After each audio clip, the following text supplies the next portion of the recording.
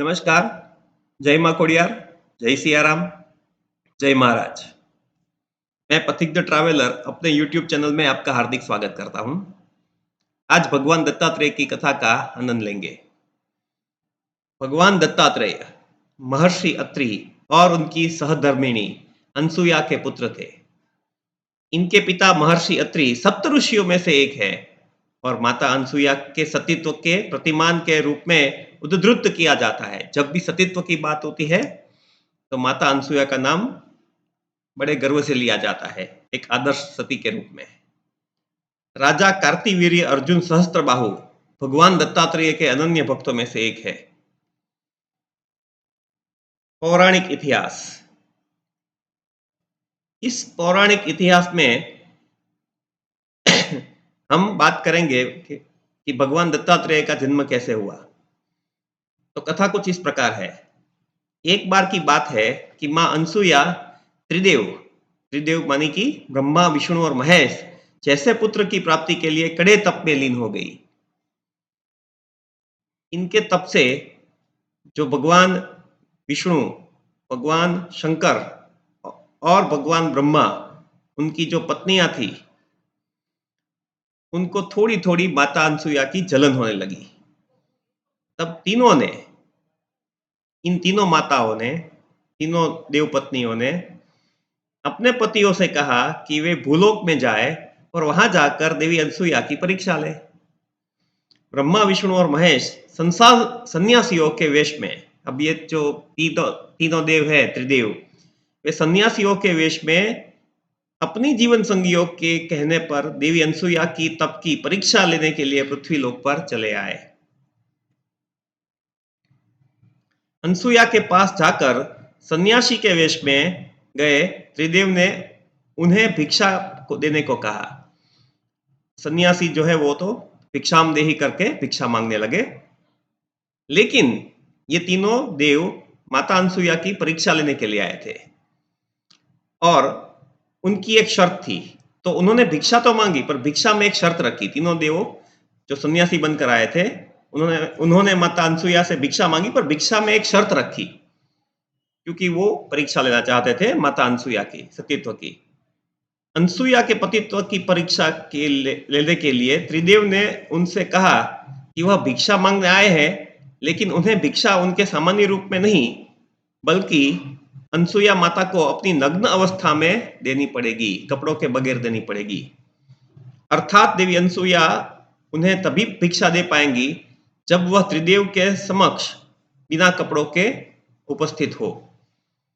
त्रिदेव की यह बात सुनकर माता अनसुया पहले तो हड़बड़ा गई, लेकिन फिर थोड़ा संभल कर उन्होंने मंत्र का जाप कर अभिमंत्रित जल उन तीनों सन्यासियों पर डाला।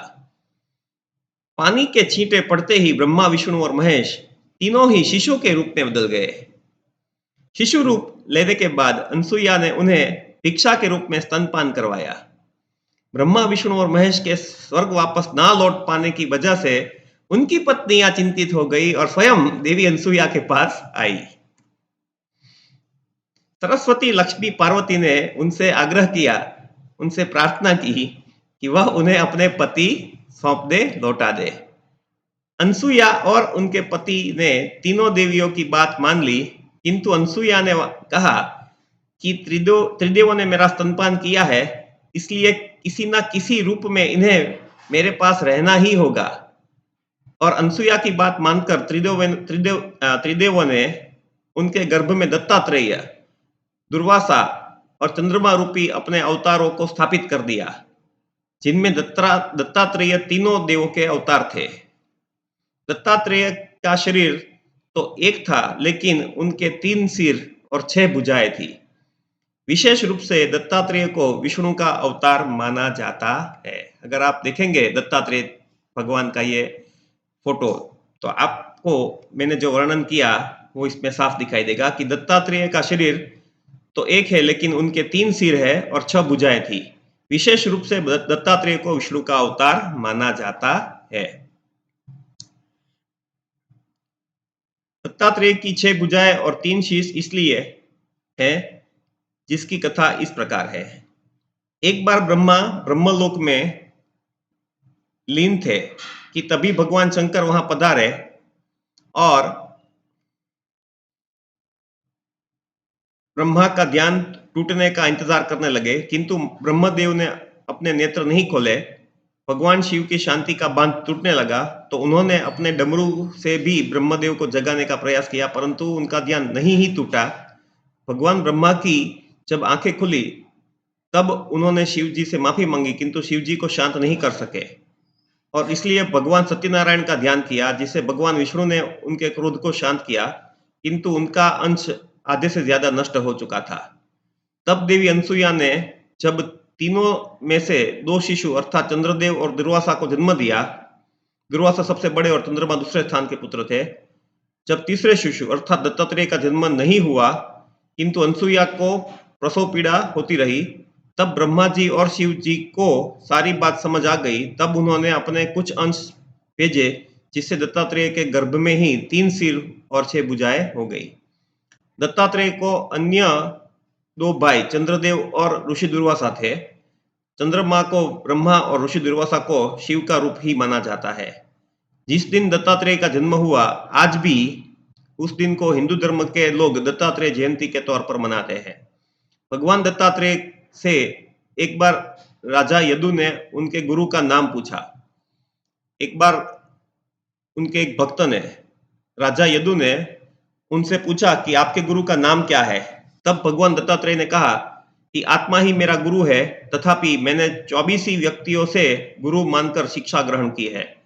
इन 24 गुरुओं के नाम कुछ इस प्रकार है: पृथ्वी, जल, वायु, अग्नि, आकाश, सूर्य, चंद्रमा, समुद्र, अजगर, कपोत, पतंगा, मछली, हिरण, हाथी, मधुमक्खी, शहद निकालने वाला, कुरर पक्षी, कुमारी कन्या, सर्प, बालक, पिंगला, वेश्या, बाण बनाने वाला, मकड़ी और भृगुकीट। भगवान दत्तात्रेय अदौ ब्रह्मा मध्ये विष्णुरन्ते देवः सदाशिवः मृतितत्रय स्वरूपयाप्य दत्तात्रेयाय नमस्तोऽस्तु ते। ब्रह्मज्ञानमयी मुद्रावस्त्रे चाकाशभूतले